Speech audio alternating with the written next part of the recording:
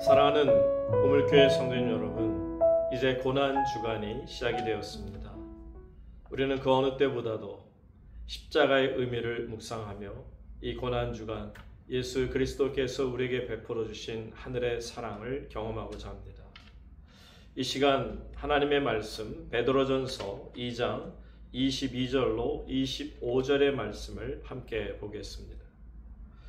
그는 죄를 범하지 아니하시고 그 앞에 거짓도 없으시며 욕을 당하실 때 맞대어 욕하지 아니하시고 고난을 당하실 때 위협하지 아니하시고 오직 공의로 심판하시는 이에게 부탁하시며 친히 나무에 달려 그 몸으로 우리 죄를 담당하셨으니 이는 우리로 죄에 대하여 죽고 의에 대하여 살게 하려 하심이라. 그가 채찍에 맞음으로 너희는 나음을 얻었나니 너희가 전에는 양과 같이 길을 잃었더니 이제는 너희 영혼의 목자와 감독 되신 이에게 돌아왔느니라. 아멘. 이 시간에는 십자가는 축복의 통로입니다 라는 제목으로 하나님의 말씀을 대언해 드립니다. 옛날 페르시아나 로마에서는 십자가형이라는 무서운 사형 방법이 있었습니다. 얼마나 끔찍한지 그 십자가형을 한번 본 사람은 일평생 잊지를 못할 만큼 악몽에 시달린다라는 이야기까지 있습니다. 로마가 이렇게까지 무서운 형벌을 만든 이유는 하나입니다. 그것은 수많은 식민지 나라들을 관할하려고 하다 보면 그들을 통치하는 가운데 필요했던 것이 극악한 방법의 사형 방법이었죠. 그것이 바로 십자가형이라는 것이죠. 누구라도 그 십자가형을 한번 보게 되면 내가 로마 체제에 대해서 반역하다가 나도 저런 끔찍한 죽음을 당할 수 있다라는 것을 알리고자 했던 것입니다. 십자가형의 고통이 얼마나 극심했던지 십자가형을 당하면서 끝까지 제정신으로 죽는 이가 없었다고 하는 것을 보게 됩니다.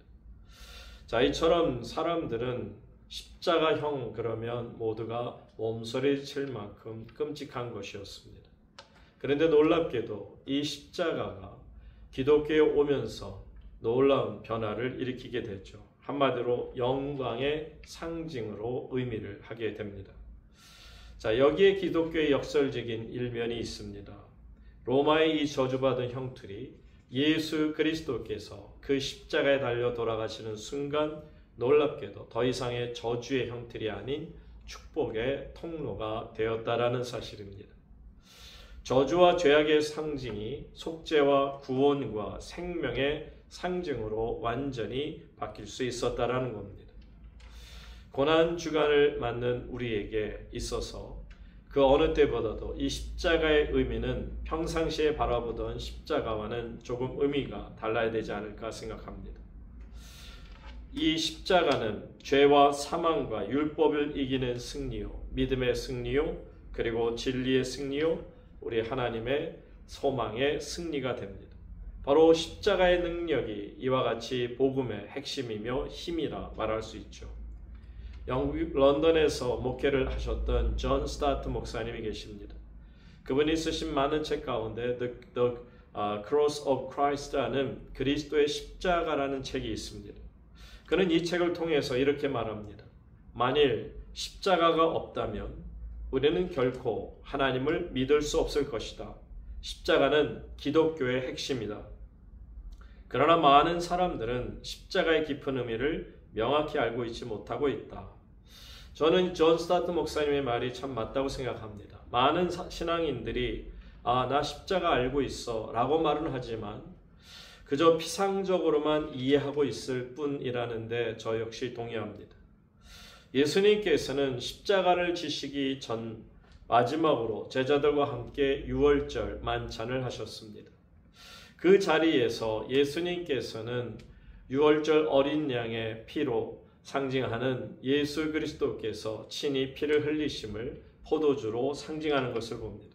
떡을 떼어주시며 말씀합니다. 이것은 너희를 위하여 주는 나의 몸이니 받아 먹으라 말씀하시고 또한 식후에 잔을 가져서 말씀하시기를 이것은 너희를 위하여 흘리는 나의 피 곧 언약의 피니 받아 마시라 말씀하십니다. 예수님께서는 이처럼 우리의 죄를 사해 주시고자 우리로 하여금 영원한 생명을 주시고자 십자가에 달려 친히 저주받은 상태로 돌아가시게 됩니다. 자, 예수님께서 우리의 죄를 위하여 대신 십자가에서 죽으셨다라는 이 십자가의 복음을 생각해 볼 때 우리는 간단한 세 가지로 의미를 찾아볼 수가 있습니다. 첫째는 예수님의 십자가를 통해 이 죄라고 하는 것이 얼마나 무섭구나 하는 것을 깨달아 알게 합니다. 여러분, 죄의 삭은 분명히 사망이라고 주님 말씀하십니다. 우리 모두는 죄인입니다. 그렇다면 우리 모든 사람들은 죽음을 당할 수밖에 없는 존재들입니다. 그런데 하나님께서는 이런 죄인들을 살리시고자 이제는 우리의 죄를 위해서 예수 그리스도, 죄가 없으신 그분이 이 땅에 오신 거죠. 오늘 본문에서는 이 장면을 이렇게 설명합니다.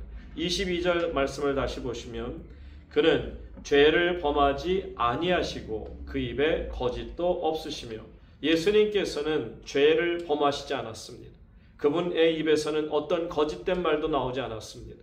예수 그리스도께서는 의인이시며 하나님이셨기에 그분은 거짓이 없는 유일하신 하나님이십니다.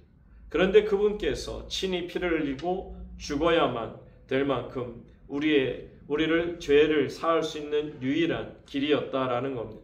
이것을 통해 우리는 우리의 죄가 얼마나 무서운 것인가를 분명히 알 수 있습니다. 예수님의 십자가의 죽음 외에는 그 어떤 방법으로도 우리의 죄를 사할 수 없고 해결할 수 없다라는 것이죠. 존 스타트 목사님이 그의 책에서 이 십자가의 복음, 십자가의 은혜를 이렇게 설명합니다. 마켓의 예를 들죠. 시장의 예를 듭니다. 성경이 기록될 당시에는 노예 제도가 있었습니다.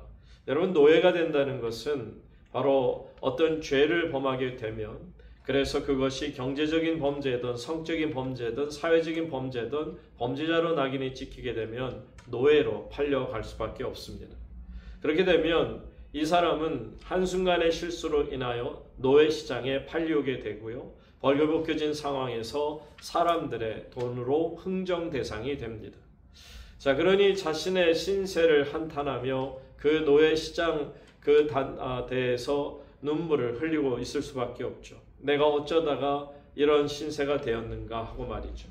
자, 눈물을 흘리고 있던 이 한 노예에게 어떤 사람이 보고 있다가 묻습니다. 당신은 어떻게 이곳에 서서 울고 있는 것입니까?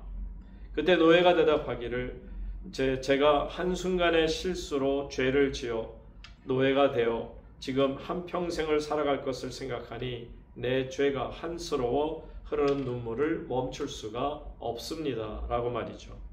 그 이야기를 듣고 있던 그 사람이 노예 상인에게 노예 값을 그대로 치르게 되고요. 그리고는 노예 증서를 손에 받아들고는 그 노예가 보는 앞에서 그것을 다 찢어버리며 말합니다.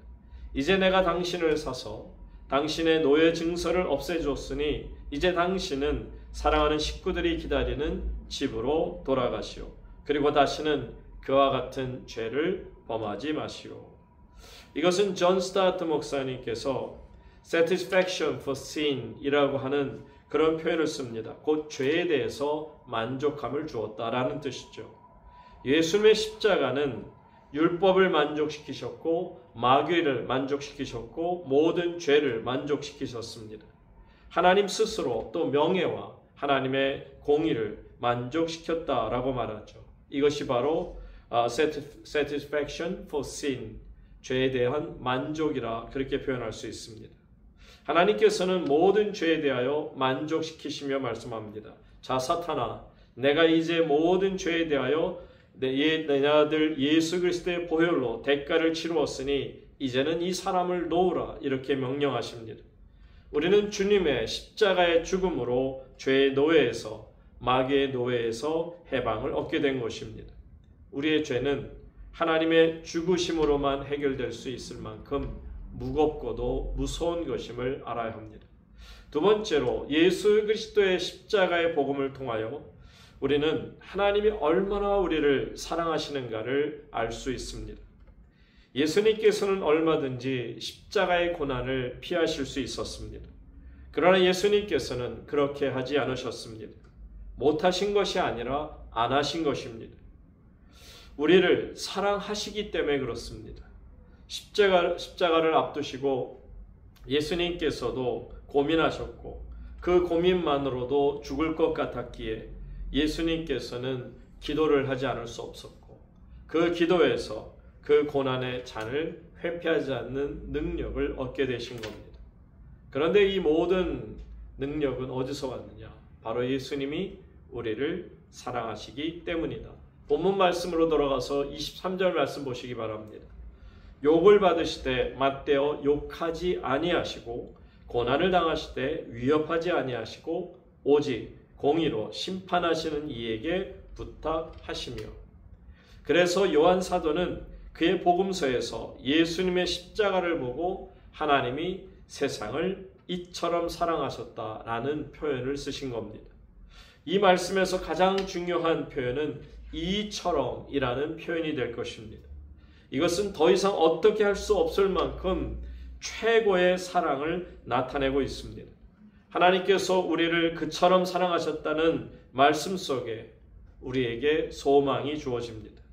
천지를 창조하신 전능하신 하나님께서 우리를 이처럼 사랑하신다는데 어떻게 우리에게 절망이 있겠습니까? 사랑하는 우물교회 성도님 여러분, 우리가 살다 보면 힘들고 낙심이 될 때가 너무나 많습니다. 그 낙심이 때로는 심해져서 사방으로 우겨쌈을 당하는 것과 같은 절망적인 상황까지도 우리가 느낄 때가 있습니다. 천지를 창조하신 전능하신 하나님께서 우리를 위하여 십자가를 지신 이유는 우리에게 영원한 하늘의 소망을 주시기 위함입니다. 그렇습니다. 이 십자가는 우리에게 소망을 줍니다. 우리의 삶이 소망으로 넘쳐나게 되죠.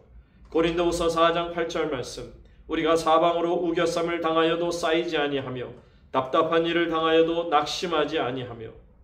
그러므로 절망은 죄라고 하는 것을 아셔야 합니다. 그것은 불신의 죄가 되기 때문에 죄 중에서도 이 절망이야말로 크고 무서운 죄라는 것입니다.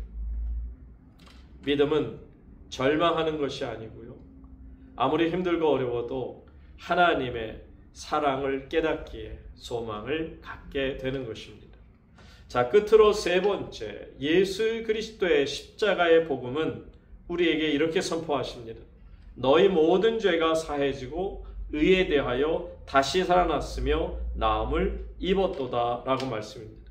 십자가의 복음은 우리에게 모든 것들이 새로워졌음을 선포합니다. 24절 말씀을 함께 보겠습니다. 친히 나무에 달려 그 몸으로 우리 죄를 담당하셨으니 이는 우리로 죄에 대하여 죽고 의에 대하여 살게 하려 하심이라. 그가 채찍에 맞음으로 너희는 나음을 얻었나니.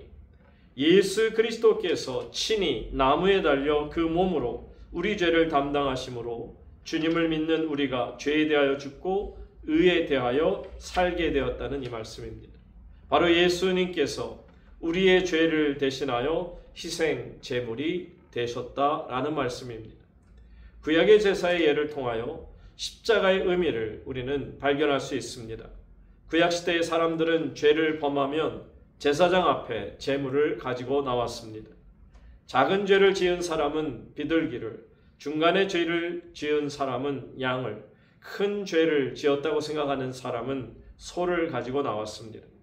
제사장은 그러면 그 사람의 죄를 그 짐승의 머리에 전가하고 그 짐승을 죽여서 피를 뿌림으로 그 사람의 죄를 용서받았음을 선포하게 됩니다.